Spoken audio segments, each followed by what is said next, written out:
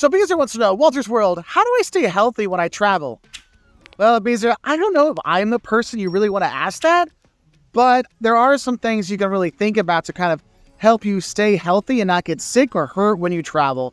And I think some of that starts before you actually leave. Make sure you're preparing your body and your mind for travel. That means you're not going from walking very little every single day to all of a sudden walking 20,000 steps a day here in Chester or Liverpool.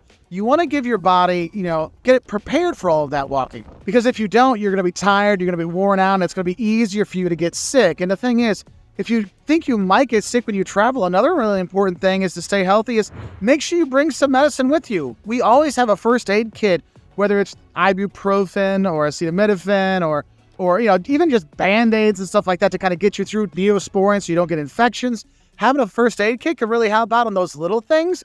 Another thing I think is important when you're traveling to stay healthy is make sure you're actually not eating like a pig every single meal. Eat the vegetables, eat the fruit. That might make a difference. I know I don't look like I eat very much fruit or veggies, but I actually eat a lot of them.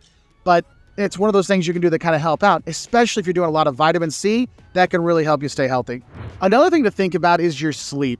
When you're traveling around, you're so excited to see the destinations and go on the hikes and go explore and see the cathedral here in Chester that sometimes you don't sleep.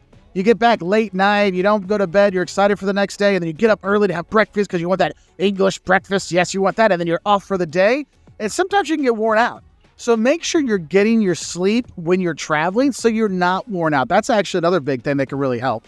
Now, for my backpackers coming to Europe, I do have another thing. If you want to keep yourself healthy, lay off the alcohol. I'm not saying don't drink at all. That's silly, but if you're going to overdo it with the alcohol and party all night and do tourist sites all day, your body's eventually going to stop and you're going to get sick. And I've taken students around the world. I've traveled around the world. And a lot of times I'll see people that pull a few too many all-nighters of having a good time around the world. And then their body really nails them with getting sick. And then you've got trouble. And then you're stuck in bed for a few days. Because you want to be careful and you want to listen to your body. Because I've had students before that literally were coughing up blood because they were not taking care of themselves. They were not eating right. They were not sleeping at all. They were going out all night, and that really hurt them physically. So you want to be careful with it because you can have a great time traveling. You don't have to get sick, but sometimes you do get sick.